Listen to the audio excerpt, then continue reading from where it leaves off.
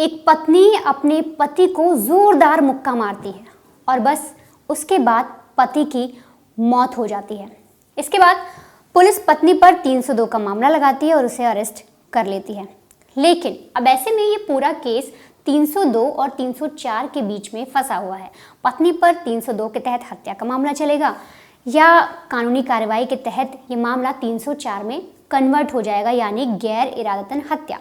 302 के अंतर्गत यानी डायरेक्टली किसी का मर्डर कर दिया, कोई सोची समझी साजिश है, कोई रणनीति बनाई गई है और फिर किसी का कत्ल कर दिया गया। और 304 गैर इरादतन हत्या के अंतर्गत कुछ ऐसा प्लान नहीं है, कोई साजिश नहीं है हत्या करने की, लेकिन अचानक कुछ ऐसा हो जाता है कि सामने वाले की मौत हो जाती है, आपाधापी हो गई, धक्का मुक्की हो गई, या कुछ ऐसा बिहेवियर किया सामने वाले ने जिसकी वजह से जो एक शख्स सामने खड़ा है उसकी मौत हो गई। गैर इरादतन, इरादा नहीं है कत्ल करने का लेकिन कत्ल हो गया, वो गैर इरादतन हत्या के अंतर्गत आता है। और इसी पूरे दोनों जो धाराएं हैं इनकी पेच में फंसा है ये केस। ये तस्वीर देख रहे हैं आप, ये पुणे की रहने वाली रेणुका है और साथ ही इनके पति निखिल। रेणुका की उम्र 38 साल है और जो पति निखिल हैं उनकी उम्र 36 साल। दरअसल इन दोनों की लव मैरिज हुई थी साल 2017 में। दोनों एक दूसरे को जानते थे। जो निखिल है वो कंस्ट्रक्शन बिजनेस में है, अच्छा खासा बिजनेस चलता है, इनके माता पिता भी इनके साथ रहते हैं। इन दोनों को आपस में जब प्यार होता है तो साल 2017 में इनकी शादी करा दी जाती है। इसके बाद ये लोग अपना एक फ्लैट लेते हैं, वहाँ पर अपने माँ बाप से अलग रहने लगते हैं। लेकिन जब ये पूरा मामला सामने आया, जब ये सामने आया कि एक पत्नी ने यानी रेणुका ने अपने पति निखिल को पंच किया, मुक्का मारा नाक पर और उसकी मौत हो गई, तो इसके बाद जो रेणुका है उनके जो ससुर हैं पुष्पराज, वो सामने आए और वो बहुत सारे आरोप लगा रहे हैं अपनी बहू पर। उनका कहना है कि इन दोनों की शादी जब साल 2017 में हुई उसके कुछ दिनों बाद ही रेणुका का बिहेवियर चेंज हो गया। वो बहुत लड़ाकू स्वभाव की थी, हम पहले से सारी चीज़ें नहीं समझ पाए और वो घर आने के बाद अक्सर छोटी छोटी बातों पर जो निखिल है यानी मेरे बेटे से लड़ा करती थी। और साथ ही साथ उसका बिहेवियर नौकरों के साथ भी ठीक नहीं था। इसी वजह से हमने कई बार तो नौकर बदले और फिर नौकर हटा ही दिए थे। वो जो घर के मेड्स होते हैं उनसे भी अच्छे से बात नहीं करती थी, उन पर भी चिल्लाती थी और अक्सर मेरे बेटे से लड़ा करती थी। और इस केस की भी जब इन्वेस्टिगेशन हुई तो बहुत सारी चीज़ें पता लगी। दरअसल पिछले महीने जब रेणुका का बर्थडे था तो दुबई ले जाने की प्लानिंग थी निखिल की तरफ से, लेकिन वो पूरी काम नहीं की। निखिल उसे लेकर दुबई नहीं गया। इसके साथ ही 5 नवंबर को इनकी वेडिंग एनिवर्सरी थी, उसमें भी रेणुका को कोई गिफ्ट नहीं मिला जो उसने एक्सपेक्ट किया था, ऐसा कुछ भी उसे नहीं मिला। वो चाहती थी कि उसका हस्बैंड उसे एक अच्छा गिफ्ट दे, उसे एक तरीके से प्रिंसेस की तरह ट्रीट करे और वो ट्रीटमेंट उसे नहीं मिली। साथ ही साथ अभी हाल ही में जो रेणुका है उसकी भतीजी का बर्थडे था और उसके लिए भी उसे दिल्ली जाना था और इसलिए उसने निखिल से इस बारे में बात की थी, लेकिन निखिल प्लान नहीं कर पाया था। टिकट को लेके वो असमंजस में था कि कब की कराए, फ्लाइट से जाना था और वो समझ नहीं पा रहा था और वो भी बीच में अटकी हुई थी। और इसी पूरे सिलसिले में 24 तारीख को इन लोग की आपस में लड़ाई हो जाती है और लड़ाई इतनी बढ़ती है कि जो रेणुका है वो उसे पंच कर देती है। अब इतना ही नहीं, पुष्पराज से जब इस पूरे बारे में और बातचीत की तो उन्होंने ये बताया कि देखिए जो मेरी बहू है दरअसल उसने मुझे कॉल किया था रात को, उसने बोला कि हमारा झगड़ा हो रहा है, आप एक बार आ जाइए घर पर। और जैसे ही मैं पार्किंग तक पहुंचा यानी मेरी कार पार्किंग तक पहुंची, तुरंत रेणुका का फिर से कॉल आता है, बोलती पापा बहुत इंपॉर्टेंट है, आप जल्दी घर आ जाइए। और फिर मैं जैसे ही ऊपर गया मैंने देखा जो मेरा बेटा है उसकी एक तरीके से बॉडी पड़ी हुई है नग्न अवस्था में और उसके चेहरे से खून बह रहा है। और मैंने फटाफट रुमाल निकाल के उस खून को पोंछा, उसे हॉस्पिटल लेके गया जहाँ पर उसे डेड घोषित कर दिया गया। ये बोल दिया गया कि आपका बेटा मर चुका है, अब इस दुनिया में नहीं है। और इसके बाद पुलिस को बुलाया गया। पुलिस ने जब इन्वेस्टिगेशन किया तो पुलिस ने देखा कि जिस जगह पर जो निखिल है वो पड़ा हुआ था वहाँ पर खून है, थोड़ा बहुत उसके फेस पर खून था। साथ ही साथ जब निखिल का पोस्टमार्टम कराया गया तब ये चीज़ें सामने आई कि उसके सिर पर भी चोट लगी है। तो पुलिस ने जब डॉक्टर से इसके बारे में कंसल्ट किया और इन्वेस्टिगेशन किया तो उन्हें एक थ्योरी निकाली उन्होंने, और उनका कहना ये है कि जब रेणुका ने गुस्से में निखिल को नाक पे मुक्का मारा तो वो ज़रूर ज़मीन पर गिर गया और बहुत तेज़ी से फोर्सफुली गिरा है, और जिसकी वजह से उसके सिर में भी चोट आई और ब्लीडिंग हुई, लगातार खून बहा, जिसकी वजह से उसकी मौत हो गई। और इस पूरे मामले पे जो अब रेणुका है उसके जो ससुर हैं यानी पुष्पराज जो है वो बार बार यही कह रहे हैं कि ये जो बहू है हमारी बहुत लड़ती थी, इसके जो बिहेवियर था वो ठीक नहीं था, मेरे बेटे से छोटी छोटी चीज़ों पर लड़ा करती थी, आए दिन इनकी लड़ाई होती थी। और 24 नवंबर के दिन भी यही हुआ, दुबई वाली बात को लेकर, दुबई नहीं ले जाना, एनिवर्सरी पे गिफ्ट नहीं देना, और साथ ही साथ जो भतीजी का बर्थडे था दिल्ली में, उसके लिए भी प्रॉपर टिकट की प्लानिंग नहीं हुई, और इसी को लेके इन दोनों का आपस में झगड़ा हो जाता है और ये मेरे बेटे को इस तरह से मार देती है, एक मुक्का मार देती है, जिससे उसकी मौत हो जाती है। हालांकि इस मामले को पुलिस इन्वेस्टिगेट कर रही है। फिलहाल जो रेणुका है उसे अरेस्ट भी कर लिया गया है 302 के आधार पर। लेकिन अगर इस केस से हटकर कुछ बातें करें, अगर हम इस केस को यहीं पर रोक देते हैं कि ठीक है एक पत्नी ने अपने पति को मारा, लेकिन अगर कुछ और बातें करें तो हमारे देश में कोविड के बाद से, अगर मैं आपको फैक्ट्स बताऊं, तो मैन डोमेस्टिक वायलेंस, जैसे बोलते हैं ना घरेलू हिंसा महिलाओं के साथ होती है, ऐसे ही मर्दों के साथ भी होती है। पुरुषों को भी डोमेस्टिक वायलेंस यानी घरेलू हिंसा का सामना करना पड़ता है। और ये बहुत सारे ऐसे डेटा हैं जो मैंने खुद इकट्ठे किए हैं, रिसर्च की है इसके बारे में, और मैं कुछ आपके सामने रखना चाहती हूँ कि किस तरीके से ना सिर्फ औरतें ही घरेलू हिंसा का शिकार हो रही हैं, बल्कि कोविड के बाद से लगातार ऐसी चीज़ें हुई हैं, ऐसी वृद्धि हुई है कि मर्दों को भी इसका शिकार होना पड़ रहा है। दरअसल जो कहते हैं कि घरेलू हिंसा होती है या जो अब्यूज़ होता है वो दो तरीके से होता है, एक इमोशनल, एक मॉनेटरी यानी फाइनेंशियल।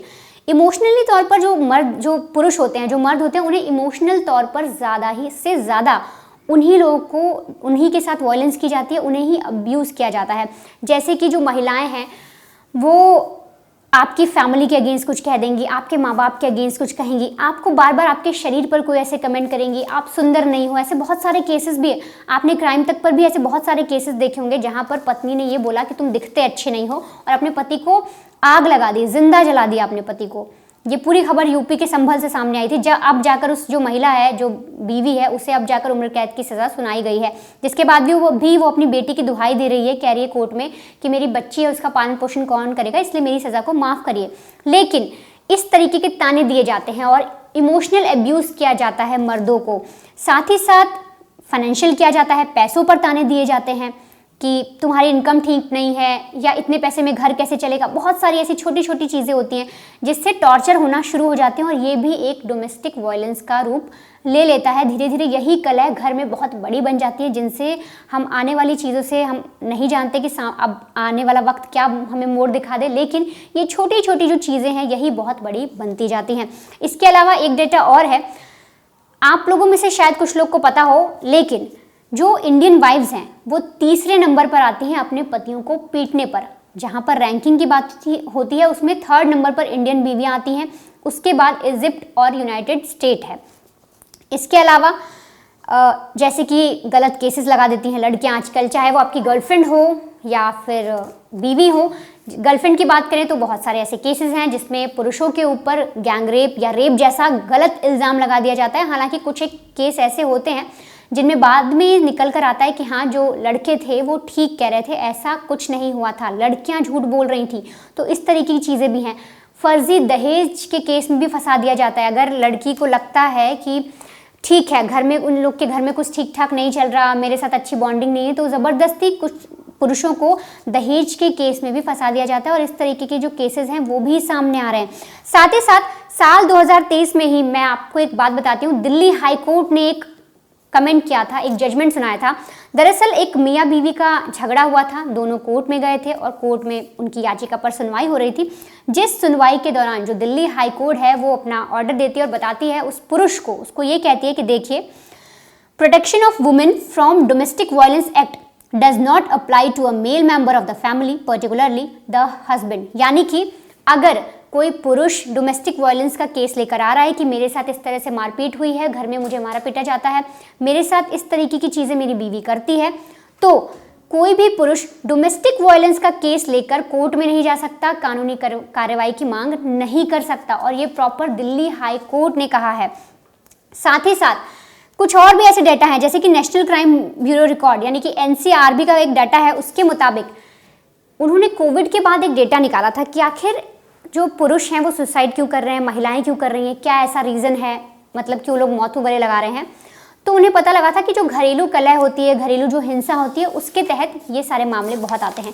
लेकिन फिर उन्होंने जब रिसर्च की तो उन्हें पता लगा कि जो पुरुष हैं महिलाओं के अकॉर्डिंग वो ज़्यादा अपने मौत को गले लगा रहे हैं, वो ज़्यादा अपनी ज़िंदगी से उदास हो रहे हैं, डिप्रेशन में जा रहे हैं, और वो नहीं चाह रहे कि इस तरीके से उनके घर में माहौल रहे, इसीलिए वो ऐसी चीज़ों पर कदम उठा रहे हैं या फिर मौत को गले लगा रहे हैं। इसके अलावा साल 2019 में Indian journal of community medicine ने एक रिसर्च की थी हरियाणा के रूरल एरिया में, तो उसने पाया कि 21 से 50 साल के बीच में जो लोग हैं और जिनकी शादी हो गई है, क्योंकि वहाँ पर 21-22 के जो उम्र के लड़के थे उनकी भी शादी हो रखी थी, तो उनमें से 1000 लोगों का उन्होंने डेटा निकाला, जिसमें से उन्होंने पाया कि 52% लोग यानी 52% पुरुष ऐसे हैं जिनके साथ डोमेस्टिक वायलेंस हुआ है, वो घर में प्रताड़ना सहते हैं, उनके साथ मारपीट की जाती है और वो इसके लिए किसी के पास जा नहीं सकते, क्योंकि जब उनसे ये सब भी पूछा गया तो उन्होंने बताया कि समाज का डर है, सामने वाला बोलेगा कि अपनी बीवी से पिट कर आ गया। तो बहुत सारी ऐसी चीज़ें, और साथ ही साथ उनमें से 2-3 लोग का ये भी कहना था कि अगर हम ऐसा कहेंगे कि हमारी बीवी हमारे साथ ऐसा कर रही है तो सामने वाला मानेगा भी नहीं कि एक औरत भी भला ऐसा कर सकती है। साथ ही साथ डोमेस्टिक वायलेंस के केसेस जिस तरह से हम देख रहे हैं, ना सिर्फ औरतों के साथ तो होते हैं, बहुत जातियाँ होती हैं, लेकिन पुरुषों के साथ भी अब उसी आधार पर शुरू हो रही है, उसी तरीके से उनके साथ भी इस पूरी डोमेस्टिक वायलेंस को यानी घरेलू हिंसा को अंजाम दिया जा रहा है, चाहे वो इमोशनल हो, फाइनेंशियल हो। लेकिन अगर ऐसे में कभी आपके साथ या आपके किसी दोस्त के साथ ये सारी चीज़ें होती हैं, उन्हें सहायता की ज़रूरत है, तो आप उनकी मदद कर सकते हैं, आप उन्हें बता सकते हैं वो किस किस तरीके से कानूनी कार्रवाई का सहारा ले सकते हैं। क्योंकि देखिए, एक बात तो तय है कि अगर आपसी आप लोग की लड़ाई होती है, अगर आपने अपनी पत्नी को मारा, पत्नी ने आपको मारा, बहुत सारी चीज़ें हैं जो घर में ही रह जाती हैं, बहुत सारे लोग ऐसे हैं जो बाहर नहीं निकलते। लेकिन अगर कोई पुरुष बाहर सामना करना चाहे, सारी चीज़ें बताना चाहे, तो सबसे पहली बात, वो डोमेस्टिक वायलेंस का केस तो नहीं लगा सकता अपनी पत्नी पर, लेकिन वो हिंदू मैरिज एक्ट के तहत धारा 13 होती है, उसके तहत अपनी बीवी से डिवोर्स मांग सकता है और उसे, लेकिन ये साथ ही साथ उसे ये साक्ष्य देने होंगे कि उसके साथ घर में क्रूरता होती है, उसका मानसिक और शारीरिक शोषण किया जाता है। साथ ही साथ आईपीसी की धारा 120B के तहत जो पति पत्नी हैं, अगर उनकी आपस में नहीं बन रही, कोई ऐसी अनबन हो रही है, परिवार में बहुत सारी चीज़ें हो रही हैं, तो वो एक दूसरे के खिलाफ आपराधिक साजिश का मुकदमा दर्ज करा सकते हैं। साथ ही साथ आईपीसी की धारा 191 के तहत जो पति है वो अपनी पत्नी पर केस कर सकता है। इसके अलावा उसे ये बताना पड़ेगा कि उसकी पत्नी ने उसके साथ क्या क्या चीज़ें की और किस तरह से उसे प्रताड़ित कर रही है, ये सारे चीज़ें उसे बतानी पड़ेगी। साथ ही साथ इसका सबूत भी देना होगा। अगर आपकी पत्नी आपको फर्जी दहेज केस में फंसा रही है, आईपीसी की धारा 498 के तहत झूठा केस बनाकर अगर आपको फंसा रही है, तो आप सीआरपीसी की धारा 227 के तहत अपनी शिकायत दर्ज करा सकते हैं। ये समझा सकते हैं सामने वाले को, वकील को बता सकते हैं किस तरह से वो आप पर झूठा केस लगा रही है। तो ये सारे तरीके आप अपना सकते हैं अपनी, अगर आपकी बीवी इस तरीके से आपको प्रताड़ित कर रही है तो एक तरीके से उस पर आप इन सारे जो फॉर्मूले हैं, ये सारी जो धाराएं हैं, इनके तहत आप कानूनी कार्रवाई कर सकते हैं। लेकिन अभी तक अगर आप ये सोचें कि डायरेक्टली आपको कोई ऐसा अधिकार मिला है पुरुषों को कि वो डोमेस्टिक वायलेंस के तहत केस दर्ज करा सकते हैं सीधे तौर पर, तो ऐसा नहीं है। अगर आपकी पत्नी आपके साथ बहुत सारा आपको प्रताड़ित कर रही है, मेंटल टॉर्चर कर रही है, जो जैसे कि हम बहुत सारे केस देखते भी हैं, ताने दे रही है, जिससे कलह बढ़ रही है, डिप्रेशन में जा रहे हो, बहुत सारी ऐसी चीज़ें हो रही हैं, तो आप ये जो आपको तरीके बताए गए, इनके तहत आप उस पर कानूनी कार्रवाई कर सकते हैं। लेकिन आप डायरेक्टली डोमेस्टिक वायलेंस का केस फाइल नहीं कर सकते। अभी तक कानून में इसका कोई जिक्र नहीं है और कानून इस चीज़ को मानता भी नहीं कि पुरुषों के साथ डोमेस्टिक वायलेंस होता है।